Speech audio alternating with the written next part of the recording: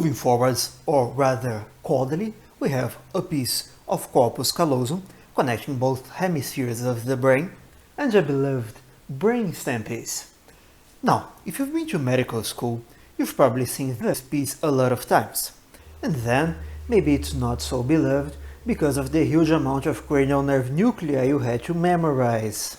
But let's find something positive about it, shall we?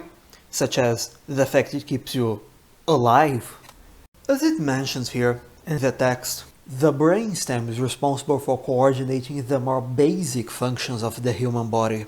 So, like when we think, for example, when we make sense of something, we are probably using the higher functions, especially the telencephalon. Now, when we talk about the brainstem, the midbrain, the pons, and the medulla, we are mostly talking about things like, for example, control of heart rate and blood pressure.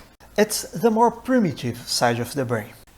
Finally, this last piece has been colored to show the regions of white matter and gray matter.